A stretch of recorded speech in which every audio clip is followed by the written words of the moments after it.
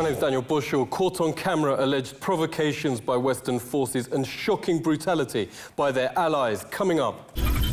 Leaked Army manuals expose U.S. covert ops in Syria, Egypt, and beyond.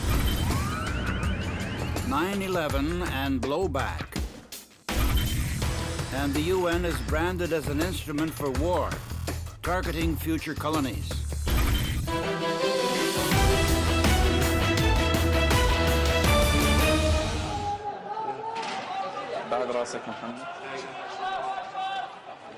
Organised groups of snipers shoot both peaceful protesters and police in Syria, triggering Western intervention. Here, groups of snipers, for no apparent reason, shoot both peaceful protesters and soldiers in Egypt. Unexplained snipers have sparked unrest in Thailand, Venezuela, and many of the other nations not under Washington's control. Also, Eric Draitser reported on the recent bloodshed in Egypt. Thanks a lot for joining us. Do we see the same thing in Syria? That's correct. And again, if we examine the same situation in the early days of the Syria conflict, we have many reports from individuals on the ground talking about snipers stationed on the rooftops in cities such as Deraa, Hama, some of the early focal points of the protest movement. Remember that the conflict in Syria emerged out of a protest movement, but that protest movement was not a regime change movement. That was a protest movement and for economic reasons, fuel oil subsidies, perhaps some increased political voice, but it was certainly not a regime change scenario, and it certainly was not a violent civil war from the outset. However, what drove the conflict, what drove the violence in the conflict, were the presence of these snipers in the early days. So when you saw women and children being shot in the head in Deraa or in Hama, and they tried to immediately say that it was Assad's forces who were doing that, conveniently they never provided one piece of evidence to actually demonstrate that. And in fact, even the Arab League observer mission in early 2012, which was openly hostile to the Assad regime, which was clearly an anti-Assad mission, even the Arab League observer mission noted the fact that there was a quote-unquote a third force, a third element inside of Syria that was not the protest movement nor the government of Damascus, and it was some other element, and that element was driving the violence. And of course, as we see now 2 years later, it was incredibly successful in fomenting civil war. Yeah, why wouldn't forces within the country do this? It doesn't seem to make sense that either side would really have benefited from this kind of chaos. We need to understand this in this broad narrative of those elements internationally which seek to use violence as a pretext for destabilization. This is no longer the 19th century imperialism that we learn about in history books. You can't just go around invading countries and imposing your will by force and by violence. Rather, it has to be done in a more covert way. And one of the ways that you do that is by creating the necessary humanitarian cover. Humanitarian cover is now official US policy, revealed in the leaked new US Army manual. Meant to be kept a secret document, the destruction notice reads, "Destroy by any method that will prevent disclosure." The Army manual was released in November 2010, just before snipers began appearing in Syria, designed to get round international outrage at direct invasions like Iraq. The new US Army manual instructs future country takeovers must be predominantly covert. The book lays out how to infiltrate ethnic and religious minorities to provoke civil war. Using snipers against peaceful protesters is an example. Work with guerrilla groups to make them respectable. Arming Al-Qaeda and painting them as victims fits this category. Syria is being bombed, as the report advises. An insider has told RT NATO allies Turkey and Israel are bombing from across the border. In fact, the West's been plotting this invasion of Syria for years. France's ex-foreign minister. 2 years before the violence started, British officials told me they were planning the invasion of Syria. The Syrian opposition deny these claims. It is literally impossible for Africa to get out of debt, writes author Christophe Lehmann. France made its 15 ex-colonies sign a treaty sending earnings from their vast resources and all their gold reserves to Paris. French bankers earn 3% on it. then lend Africa's own money back at 6%. Africa's own money lent back to it as debt, the West is shameless enough to call aid. All that African nations achieve by growing exports is to earn more for France. Dr. Lehman's written extensively on neocolonialism. Great to have you on the show. What's been the result of all this?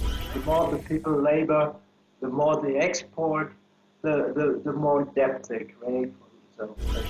Yeah, well, it's a lose-lose situation because the reality of this kind of policy is that you have children starving, literally starving to death. France is creating a humanitarian disaster in Africa, and it's creating an economic disaster in Europe. You have a colossal market potential there, which actually could drag Africa out of its poverty and could drag the European Union out of its crisis. The West created Gulf states by chopping Kuwait off Iraq, Saudi and other oil regions from the Arab Peninsula, and handed control to the four horsemen, Exxon, Shell, BP and Chevron, writes Big Oil and their bankers in the Persian Gulf, four horsemen, 8 families and their global intelligence, narcotics and terror network. The US literally took some, quote, truck drivers and mechanics off the streets and installed them to run the country. They pay them handsomely if they turn a blind eye while the four horsemen strip the country. The other 99% are kept in abject poverty, despite the country's incredible riches, notes author Dean Henderson, and US military protection has pushed the sheikhs beyond any decency. That we had misused or got corrupted with 50 billion, I'll tell you yes, but I'll take that any time. What I'm trying to tell you is, so what? Prostitution rings, drug trafficking, widespread paedophilia, sex slavery, torture so widespread and flagrant among America's puppet Arab rulers that the Sifia site simply lists thousands of the cases leaked to the media. UAE royal Issa Al Nahyan torturing a trader he thought, quote, cheated him. The billionaire abuses him with an electric cattle prod, beats him with whips and a plank of wood with a nail in it, then pours salt into his wounds. The prince shouts to the cameraman, get closer, so he can watch the tape back later. Bandar was imported as a child to be Saudi Prince Al Saud's sex slave, notes Sifia, and his passport confiscated. In this photo on a night out in London, the prince has already broken Bandar's nose and damaged his eye, lip and ear. Later, at a top hotel, he's caught beating his slave. In their room that night, he beat and kicked him to death. Saudi Prince Shaleen caught on a 727 flight to France with over 2 tons of cocaine. Washington allows freedom from criminal and civil actions by giving them diplomatic immunity, retroactive diplomatic immunity, or other protection. Let's talk to the author of Big Oil, Dean Henderson. Great to have you on. You write oil profits are pocketed by the four horsemen, so all Americans get are terrorist attacks from Arabs furious that their country's being robbed. I don't even like the word neo-colonialism because, to me, what's the difference? Even the elites in those countries are very angry, sort of an unspoken anger at the United States. And they would love nothing more than to see us take a hit. And you can't blame them, even though they are crooks too. But yeah, there is that. And of course, 15 of the 19 hijackers came from Saudi Arabia. Terror colonies and war, vicious circles, writes Washington's blog, are the quickest way to destroy the aggressor's economy. Leading economist Dean Baker points out America's enormous military spending's a huge drain on growth and increases unemployment. War takes the nation's brightest minds from productive industries and gets them to perfect killing, which produces nothing. Let's speak to author of Questioning the War on Terror, Dr. Kevin Barrett. Thanks a lot for coming on. Why do government figures like Lawrence Summers call war a great job creator? Lots of people go along with this because it's in their personal self-interest. Look at how military spending really works. What it does is it takes productive resources out of the real economy and puts those resources to work building things that serve no human purpose other than killing people. and wasting resources. And not only that, there's a very, very tight correlation, negative relationships between military spending and economic growth. So high military spending kills economies and kills societies. And that's what's being imposed on the U.S. The question is why? Yeah, so in whose interest is this? Where's the economic interest here? Well, it's actually the military-industrial complex that's colonizing the American people and draining it of its resources and stealing from it and looting it. That's what's real.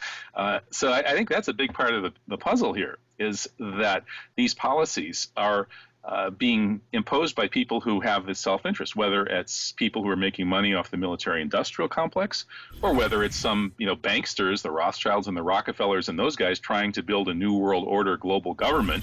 Global government in the shape of the UN, notes Christoph Lehmann, is currently working against countries next in line for, quote, humanitarian intervention. This US Army report called String of Pearls singles out these resource-rich, nuclear-free Asian states as next targets. In these countries, the George Soros-funded UN Team for Preventive Action, notes international lawyer Chris Black, is performing the very destabilization laid out in the US Army manual, such as promoting ethnic divisions. The UN works with the International Crisis Group, also funded by George Soros, along with Western governments. The ICG's concept is, quote, preventing conflict through military intervention. In other words, preventing war by waging it. The World Peace Society and many others note most wars only make things worse. Dr. Lehmann, what's going on? The United Nations actually, instead of being an instrument for peace, has become an instrument for warfare. Henry Kissinger argues former colonies have no statehood rights as they were artificially created first time round. Recolonizing them for being victims, notes NSNBC, sounds like another breathtakingly immoral case of the West's double jeopardy. This is The Truth Seeker.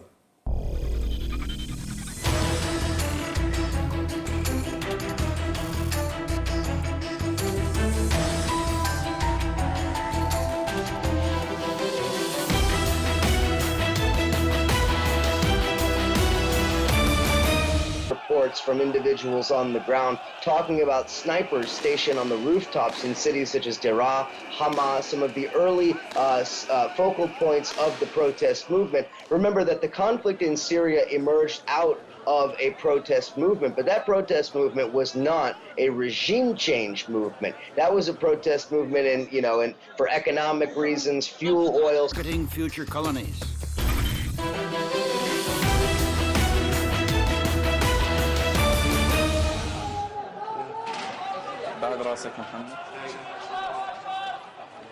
Organised groups of snipers shoot both peaceful protesters and police in Syria, triggering Western intervention.